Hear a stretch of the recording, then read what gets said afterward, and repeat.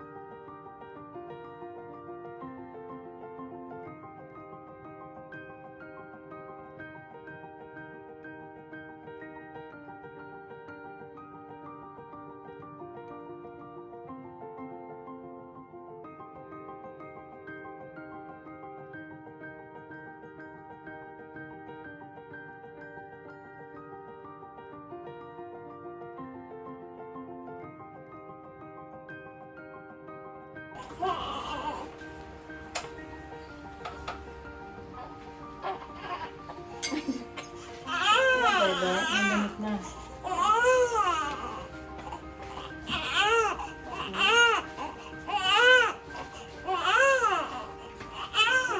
You want dede? You want dede? You want dede? Oh, wait lang. Liligo muna tayo. Liligo muna tayo.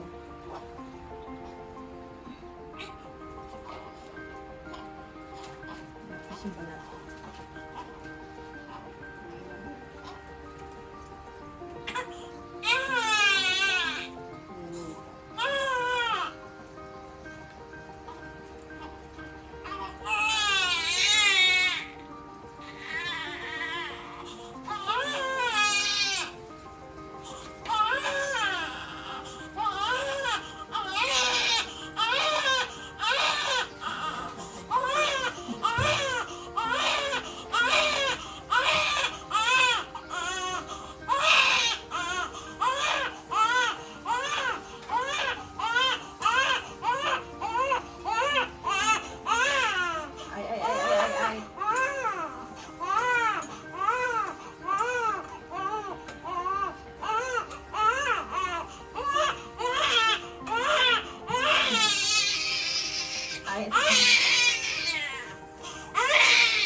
Ay, man, bebe. Man, bebe.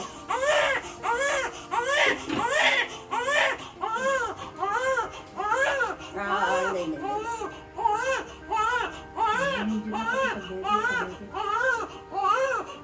Pagaga. Pagaga. Yung iniwanan niyo doon sa labas. Hindi, akin yung sabihin.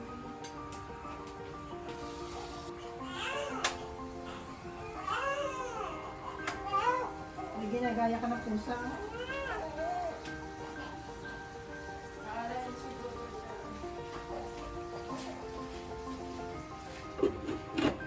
She has lactose intolerance. Ano? Lactose intolerance. Yeah, she farted 7 times. I don't know why she farted 7 times. Ibang tayo. Nakabagal. Utot na utot. Utot. Utot.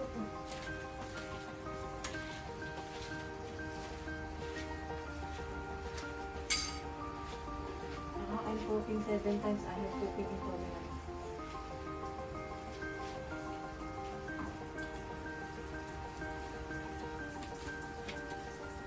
Pingin nga wipes dyan.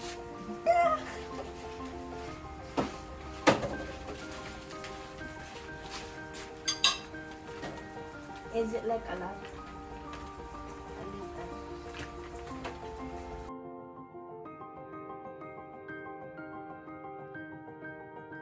Hindi tayo.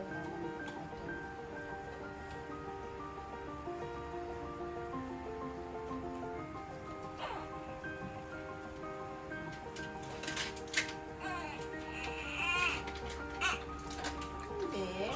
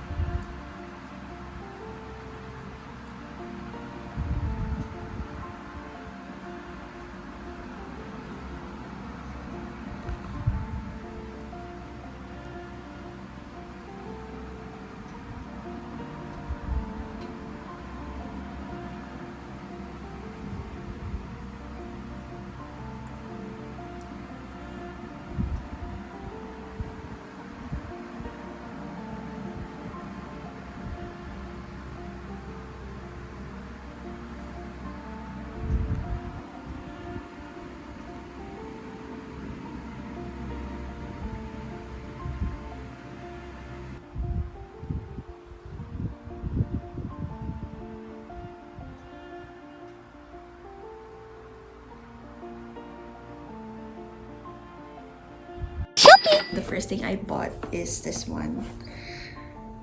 Real Bobby na wearable breast pump.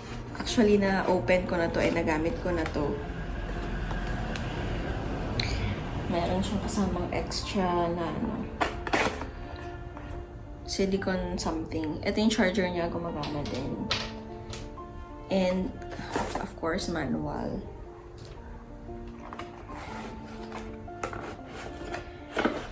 Then, yung pinaka-pump.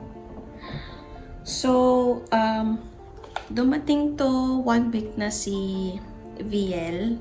So, 1 week, sa loob ng 1 week na yun, ang dami kong natapon na breast milk. So, nakakapanghinayang. Tapos, nung nabili ko to, na-realize ko, nagpump ako. Dinedi agad ni VL. So, hindi naman nasayang. Pero naisip ko, paano ako magpapump after that, kung kakadede lang niya, baka mapanis yung milk, whatsoever, ganyan-ganyan. So, dito na dumating itong mga to na binili ko. So, let me show you first itong aking breast pump. So, yan. Ito yung on button niya to lower and to high the pressure. So, yan. Ito, dito na lalagay yung milk. Ito yung dispenser niya. So, nabubuksan to. So, yan. So, ito yung pinakauna kong binili.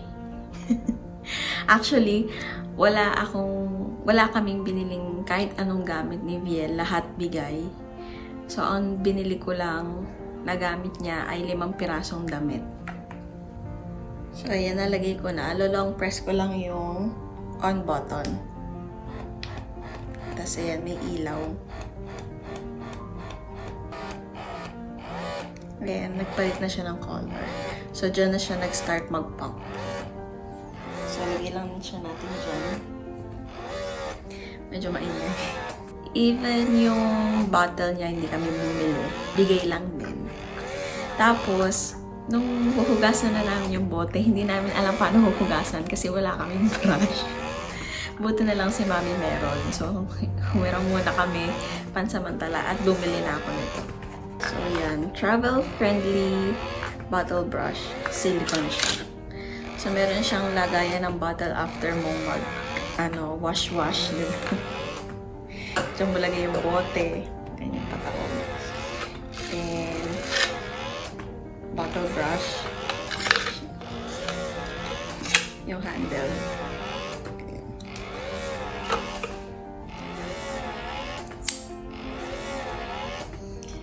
And then, meron din siyang nipple brush. And a little tiny brush din. And finally, yung lagay ng soap. So, yan. If ito nagpa-pump, ito tumatapon. Or pag nagpapadedi ako dito, ito yung tumatapon. So, nasasayang yung milk. Ginawa ko, bumili ako ng breast milk catcher. Dalawa yung binili ko kasi hindi ako makapili ko. Yung bibiling ko. So, nagamit ko na pareho actually. Yung isa suot ko. Yung isa nasa steamer. So, ito yung nasa boob ko ngayon dito. So, ito yung itsura niya. May buta siya dito. Ayan. So, you can see. So, ganun siya ipupur pag may laman na siya. Tapos, medyo, siya dito, nakalubog. Para mag-fit siya sa breast. So, check natin kung may laman.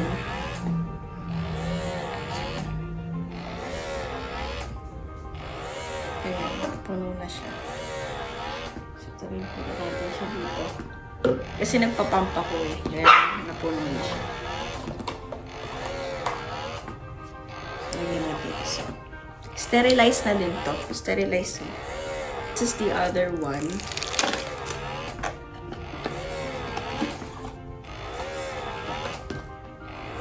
Then, ito naman siya. Nasa ibabaw yung butas niya. Wala siya sa middle. So, for the dogs. Okay. So, yan. Pag ganyan naman siya, silicone din siya. Even this part. Ito lang yung hindi. So, okay din sa akin to. And then next ay yung bottle.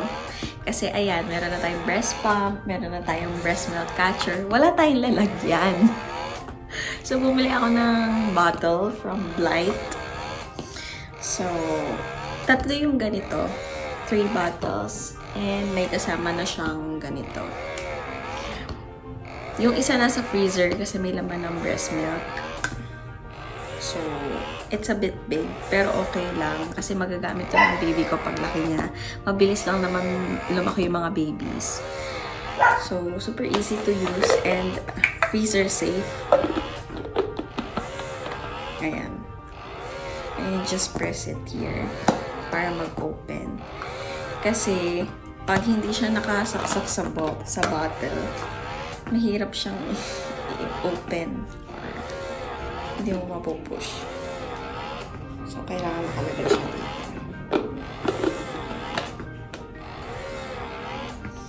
So, yun. 3 bottles na ganito with cap. And then, isang ganito. Yung kasama sa package na binili ko. And then, bumili ako ng extra nipple. This one. Kasi ayaw ni VL yung masyadong mahaba. So, bumili ako ng nipple na parang breast. But it doesn't fit here. But it's fine since nagbebenta din ang Blight ng bottle that fits here. So, bibili ako ng another bottle, 5 ounce lang, para magamit na agad ni VL. Ito, and yung baby bottle. And nagbigay din sila ng freebie na soap and lagayan ng pacifier. And then the last thing I bought is this one. This is for me. Yan, isang large size to Large na to mga sis. So, isang mahaba, isang half. Isang full length and half length na high waist na ano. I don't know what ang tawag dito. Gilder ba? Or ano? Basta yun. Actually, suot ko yung yung isa. There. Yung wearing it right now. So, ito yung mahaba. Then, ito yung maiksi. So, yung suot ko ngayon yung maiksi. So, dalawa yung binili ko maiksi, isang mahaba. So, ayan. Yan yung difference ng length nila. Minimal lang naman. So, itong mahaba hanggang dito siya. Tapos, itong maikli hanggang dito lang. Yan, hanggang dyan. Yung mahaba hanggang dito siya. So, okay lang din. Para lumiit na yung tiyan ko. Kasi, medyo malaki pa. Parang buntis pa din. So, hindi ko pa pala nakabit yung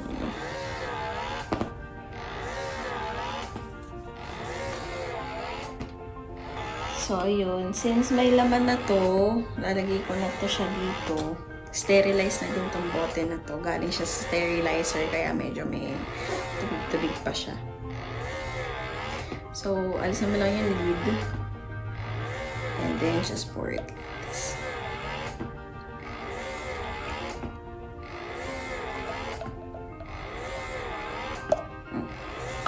Ang laki ng bote ko but that's fine. Ito, sterilizer safe din siya. Pati yung pang breast pump ko, except yung motor.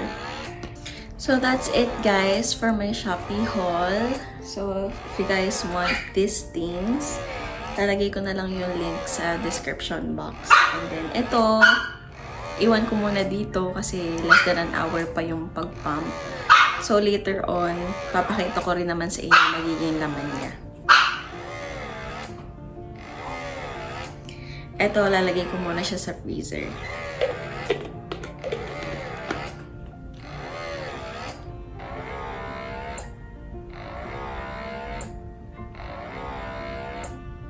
So, yan. After 15 minutes of pumping, pwede na siguro to kasi medyo may nafe-feel na akong pinch sa nipple ko. So, tignan na natin kung may laman. So, press ko lang ulit siya. Ayan. Ayan, tignan natin kung may laman. Unahin ko muna yung sa kabila. So, every time na nagpapadedi ako or nagpapump ako, tumutulo yung kabila. Kaya bumili ako ng breast milk catcher. Ayun, may laman. Konti. So, since 15 minutes ago lang naman, since transfer natin dito, dito na lang din natin lagay. Kasi sayang yung space. And para mainom na rin ni VL to lahat later on. Pag nagising siya, siguro maya-maya lang magigising na yun. Kasi kanina pa siya natutulog. Moment of truth. Tignan natin kung nagkalaman. Yung una kasing gamit ko, tumapon. Hindi pala, nagpa-pump siya pero hindi pala siya pumapasok sa loob ng bottle. Ayan, basa yung ano. Ayan, tulad niya may tumulo. So, ayan. Tignan niya. Sayang naman yung tumutulo. Diba?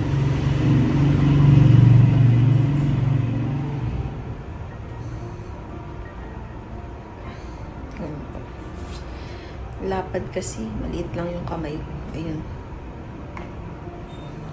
So, yan. Medyo may ano lang konti dito. But that's normal. So, ayan na yung nakuha natin after 15 minutes. 15 minutes lang to. Tapos, bubuksan na natin yung takip right here. Actually, dalawa yan. Pwede dito, pwede dito. Ikaw na bahala ko sa gusto.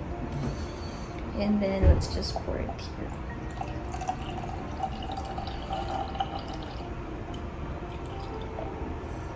O, diba? Dami ng milk ni baby. 2 ounce. Sakto. 1 ounce mamaya. Tig 1 ounce, diba? Pero feeling ko maubos din niya to kasi ang lakas na niyang dumede. Diyos ko. May muscle na nga yung binti ng anak ko.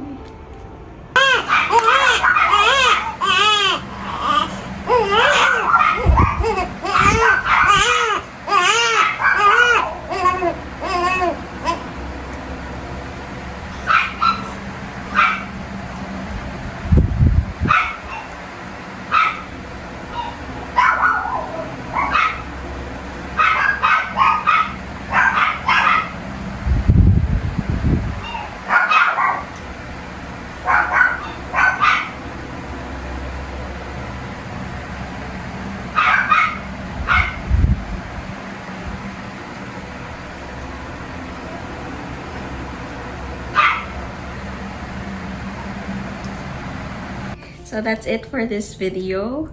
Thank you for watching until the end. 250 subscribers na tayo. Thank you so much sa mga nagsusubscribe. I really do appreciate it. And dahil 250 na tayo at may extra breast milk catcher tayo, let me know if you want this, guys. I'll be giving away this one for free.